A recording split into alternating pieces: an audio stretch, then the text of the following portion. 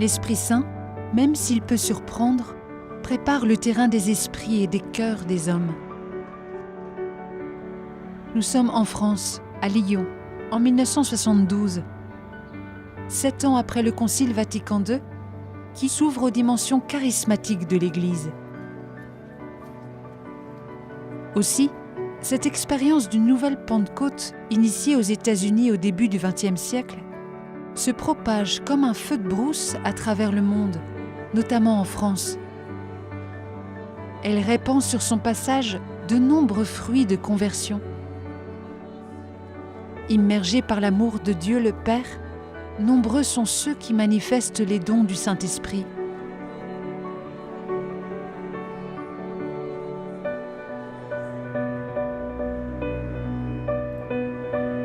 C'est dans cette mouvance que deux jeunes séminaristes jésuites à Lyon, Laurent Fabre et Bertrand Le Pesan, font l'expérience de ce baptême dans l'esprit avec l'aide de 3 Américains, Mike Codry, un jeune jésuite étudiant à Lyon, et 2 jeunes épiscopaliens issus du renouveau charismatique, Mark Hoffman, appelé Moses, et frère Elias, appelé Beaver à l'époque. C'est Moses, d'origine juive, qui a prié spécifiquement pour Laurent Fabre. Frère Elias vit aujourd'hui en Terre Sainte. J'ai juste dit à ces 2 jeunes séminaristes jésuites, je peux partager avec vous mon témoignage personnel et Marc pourra partager le sien sur comment Jésus nous a baptisés dans le Saint-Esprit. On a donc témoigné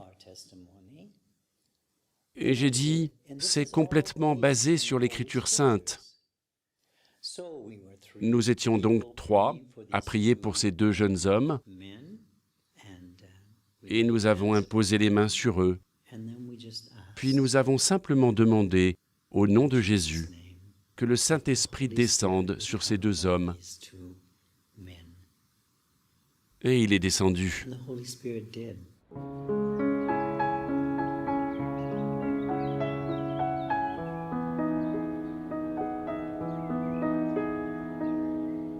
C'était peut-être la première fois que l'Esprit Saint était une personne. Je le savais, bien sûr, ma théologie, et puis mon catéchisme et tout ça, je le savais, hein, les 3 personnes de la Trinité. Mais là, je l'expérimentais dans mon cœur, dans ma chair, dans mes sentiments.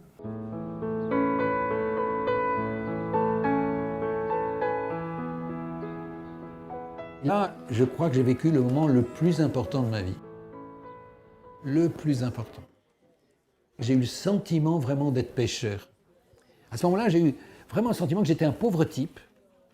Je ne voyais pas tel ou tel péché particulier, je sentais que j'étais un pauvre, mais que j'étais aimé par Dieu. Je sentais vraiment l'amour de Dieu. Et d'ailleurs, à partir de ce moment-là, le baptême dans l'Esprit Saint, le renouveau charismatique, ça ne faisait aucun problème pour moi. Parce que, si vous voulez, là, je touchais le fond. Le fond, c'est que je suis pécheur devant Dieu, mais qu'il m'aime. J'étais béni dans la miséricorde de Dieu, en fait.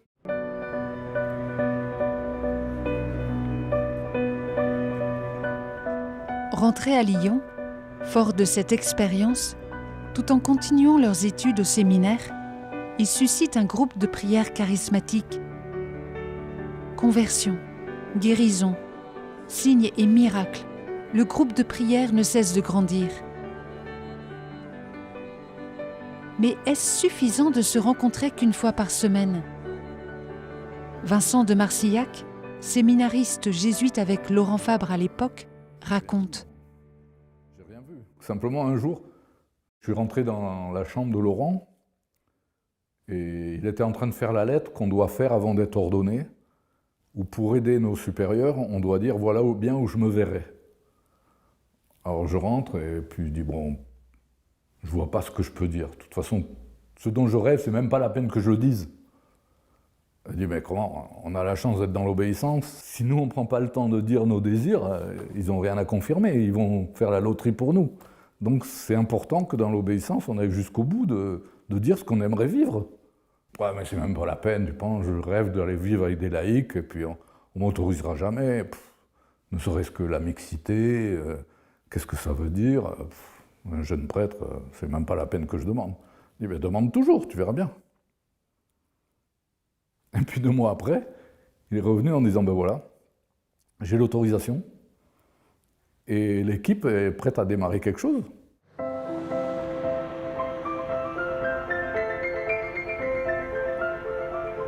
C'est ainsi qu'en octobre 1973, 7 personnes, 4 hommes et 3 femmes de 24 à 35 ans, choisissent de vivre en communauté en partageant tout, comme au temps des Actes des Apôtres. C'est le début de la communauté du Chemin Neuf, 49 montées du Chemin Neuf à Lyon, sur la colline de Fourvière. Une terre déjà travaillée par la grâce du sang des martyrs, comme Sainte Blandine, Saint Pothin, Saint Irénée et tant d'autres.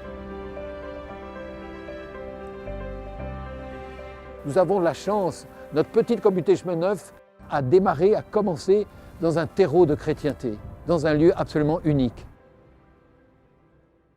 Dans ce lieu, devant cette cathédrale, ici, montée du Chemin Neuf, permettez-moi d'évoquer 3 souvenirs très particuliers.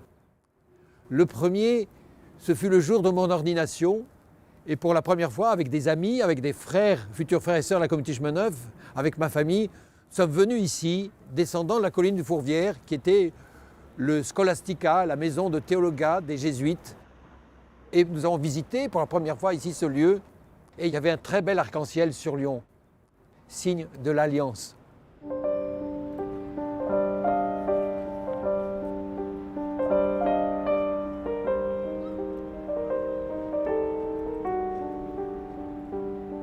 L'une des personnes qui visitait avec Laurent cette maison est Jacqueline Coutelier. Lyonnaise, reconnaissant aussi un appel de Dieu à la vie communautaire, elle fait partie des 7 personnes qui sont à l'origine de la communauté. Aujourd'hui, elle est sœur consacrée, responsable de la communauté en Terre Sainte. On a visité ça, moi je disais, oh là là, mais ça me paraissait grand. En fait, le point commun qui nous rassemblait, ce qu'on avait ensemble en commun, c'était l'expérience du baptême dans l'Esprit Saint, dans des lieux, des groupes de prière différents en France, et puis un commun désir de trouver la volonté de Dieu, de faire ce qu'il nous demanderait de faire. On avait tous un travail, et donc on a mis nos petites économies ensemble, en commun, parce que la maison était dans un état qui demandait des travaux. Et puis l'autre condition, c'était qu'on ne mette pas de limite a priori, c'est-à-dire que si Dieu nous demandait d'arrêter au bout d'un an, on arrêterait, mais s'il nous demandait de continuer, il fallait être prêt à continuer. Donc il ne fallait pas mettre de limite a priori à ce que l'Esprit Saint voulait faire entre nous avec lui. On avait le souci que chacun reconnaisse son appel. Donc dans un des points qui nous réunissait, c'était vraiment de trouver notre appel propre, personnel. L'autre, c'était vraiment évangéliser, répondre aux besoins de notre temps au sein de l'Église et une attention au partage, notamment avec les plus pauvres.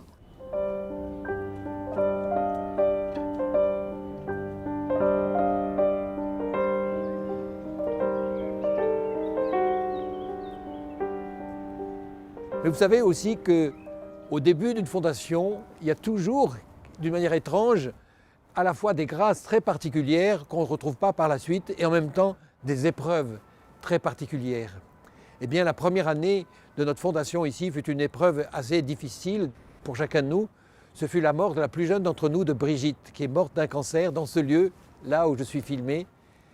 Et je sais que Brigitte a donné sa vie pour l'unité chrétienne. Moi, je comptais beaucoup sur elle. Mais physiquement, elle ne pouvait pas. Mais en fait, j'ai vu comment, au fond, nos pensées ne sont pas les pensées de Dieu et qu'il faut qu'on traverse cette épreuve avec elle. Mais ça nous a beaucoup aidés parce qu'on voulait faire des choses pour le Seigneur. On était prêts à partir où il voulait, on était très désireux de faire beaucoup de choses pour lui. Mais si parmi nous, il y a quelqu'un qui ne peut plus faire, et c'est la plus active de nous tous, ça vous déplace en disant, bon, le plus important c'est de prier, d'être attentifs les uns aux autres. Et avec elle, je crois qu'on a construit la fraternité. Elle est partie le 1er février 1975. Je crois qu'on peut dire que dès le début, et c'est la croix qu'on a mise au 49, qu'un frère Didier avait faite avec 2 poutrelles, c'est notre appel en fait. D'une manière ou d'une autre, le Christ nous apprend à passer avec lui, à porter avec lui la croix qu'il nous demande de porter. Et je crois qu'à sa manière, Brigitte nous ouvrait le chemin en fait, très, très simplement, dans la louange en fait, dans l'acceptation.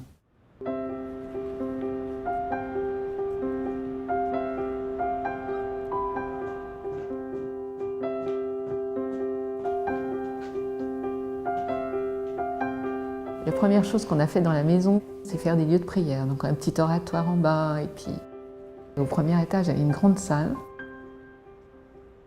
Ce qui nous a vraiment mis ensemble, ça a été le groupe de prière. Et de fait, très très vite, ça a été un lieu d'appel extraordinaire. On était un peu regardés comme un peu, on dirait en anglais, flyy, quoi. Un peu, bon, il loue, mais est-ce que ça va tenir ? Donc on allait voir le cardinal Renard, expliquant ce qu'on vivait. Et petit à petit, chemin faisant, bon, les gens ont dit si c'est de Dieu, ça va tenir. Si c'est pas de Dieu, bon, on n'en parlera plus. Et ce qui nous a, je crois, beaucoup porté, c'est des personnes qui se sont engagées avec nous dans la foi, dans des relations vraies, dans la fraternité, dans la providence aussi, l'abandon à la providence, parce que la communauté, depuis le début, a cette vocation au partage. Partage de ce qu'on est et partage de ce qu'on a.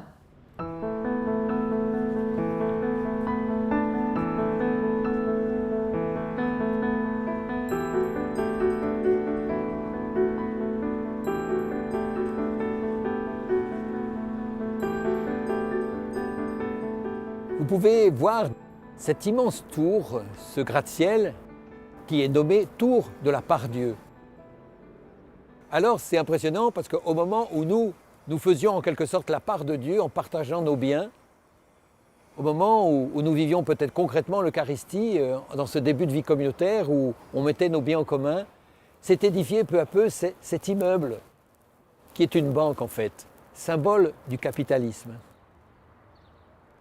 Alors je crois que c'est important, comme me disait un jour le pasteur Roger Schutz, que nos communautés nouvelles, même si elles sont petites, mais elles sont appelées à grandir, et la nôtre a beaucoup grandi depuis, que nos communautés nouvelles soient des lieux d'expérimentation du partage, soient en quelque sorte des paraboles de partage, parce que notre monde en a tellement besoin. Et alors, je dois ajouter une chose, c'est que plus nous partageons, plus nous découvrons la réalité, la vérité, l'efficacité de la providence. Nous avons commencé ici, montée du chemin neuf, au 49, et puis ensuite il y a eu le 53, ensuite le 55, ensuite le 59, ensuite le 61. Et tous ces immeubles, pour nous, ils sont comme un témoignage de la réalité de la providence. Si tu partages tes biens, tu auras tout ce dont tu as besoin pour l'évangélisation. Mais si tu veux uniquement garder pour toi, si tu capitalises, alors tu risques de vivre quelque chose de très difficile. Ce fut le cas de cette tour de la part Dieu, parce qu'on n'avait pas fait assez la part à Dieu.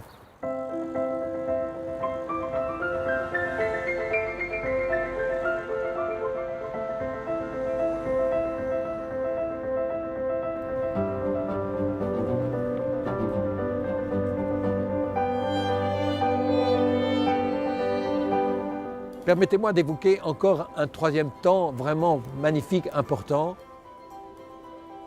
Ce fut ce temps d'engagement à vie, justement dans la cathédrale Saint-Jean. Et dans ce temps d'engagement à vie, il y avait à la fois des célibataires consacrés et des gens mariés, des couples. Et là, c'est quelque chose de très important, je pense, pour notre communauté, mais plus que pour notre communauté, pour l'avenir de l'Église. C'est important de considérer que couple comme célibataire, célibataires consacrés comme ceux qui sont consacrés dans les vœux du mariage, nous sommes tous appelés à la perfection, tous appelés nous aussi à devenir des saints, que l'on soit marié ou que l'on soit célibataire.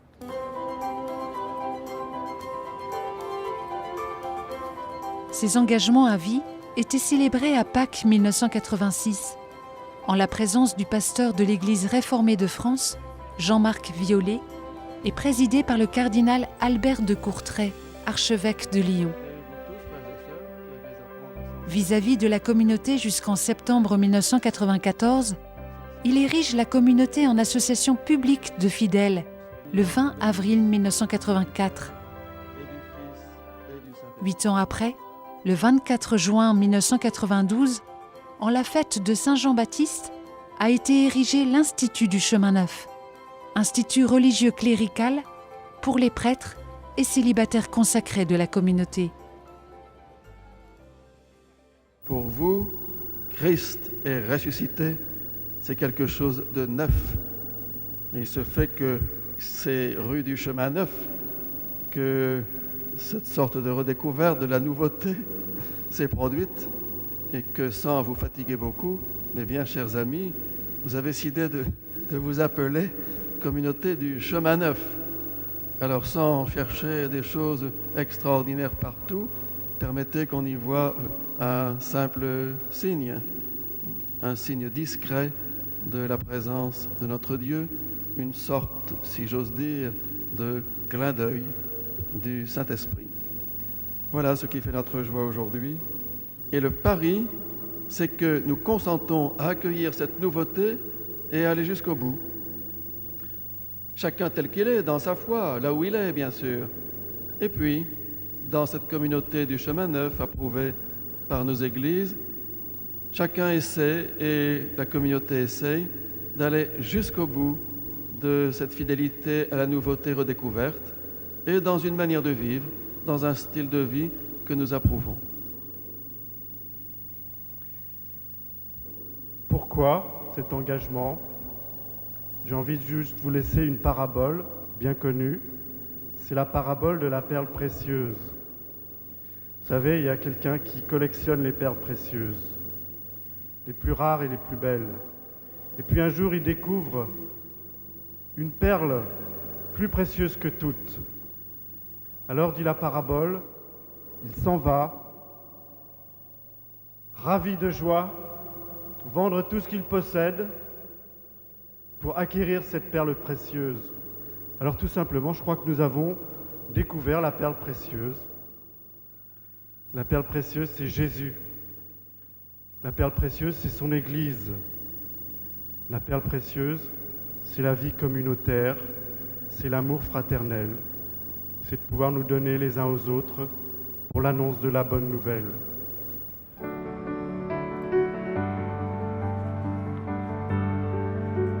C'est à la sortie de cette célébration, sur la place de la cathédrale Saint-Jean, que fut distribué aux passants ce manifeste communautaire. En voici quelques extraits. Parce que la division des chrétiens est le plus grand obstacle à l'évangélisation, parce que nous croyons que sera exaucée la prière de Jésus-Christ pour l'unité, que tous soient un, afin que le monde croie. Ensemble, orthodoxes, protestants, catholiques, évangéliques. Sans plus attendre, nous empruntons l'humble chemin d'une vie quotidienne partagée.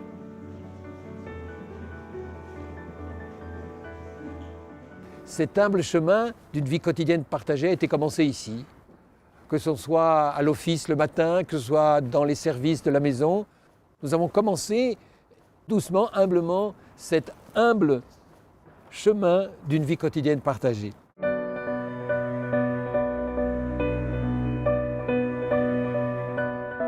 Parce que la faim de ceux qui meurent de faim n'a d'autre issue que notre partage. Parce qu'il ne suffit pas de rêver à une société plus juste et plus fraternelle. Dès maintenant, aujourd'hui, nous voulons partager nos biens.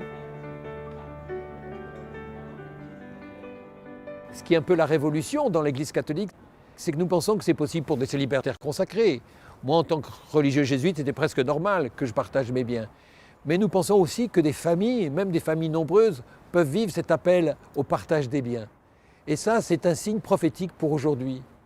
Et nous croyons et nous expérimentons depuis 40 ans que des couples et des familles entières peuvent vivre pleinement la vie communautaire.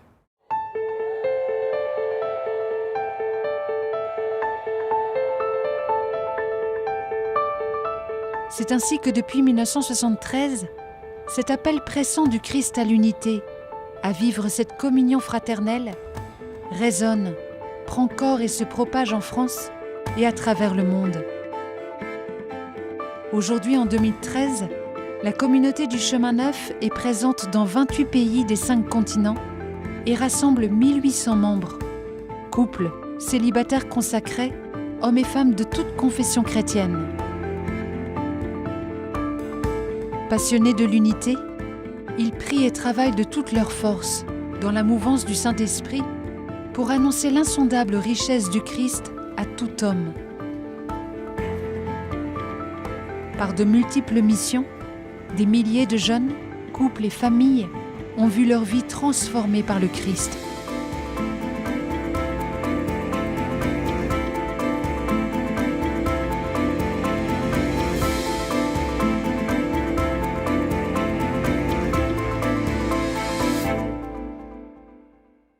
La parole de ce mois est cette prière de Jésus adressée à son Père avant de mourir. Père, qu'il soit un, afin que le monde croie que tu m'as envoyé. Chaque jour, tous les membres de la communauté du Chemin Neuf prient pour qu'advienne dans notre monde l'unité entre les chrétiens. Pour ce mois, nous vous proposons de vous joindre à cette prière, composée par des membres de la communauté, à partir de la prière de l'abbé Paul Couturier, prophète de l'unité. Seigneur Jésus, qui a prié pour que tous soient un, nous te prions pour l'unité des chrétiens, telle que tu la veux, par les moyens que tu veux. Que ton esprit nous donne d'éprouver la souffrance de la séparation, de voir notre péché et d'espérer au-delà de toute espérance. Amen.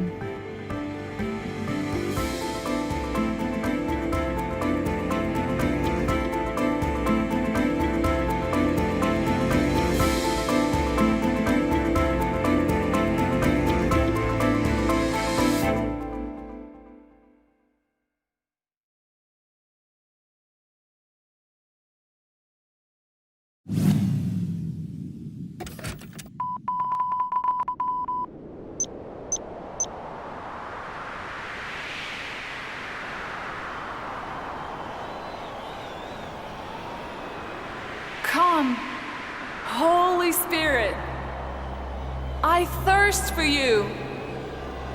I need your presence. Come and bless the nations. Bless the Chemin Neuf community. Hallelujah.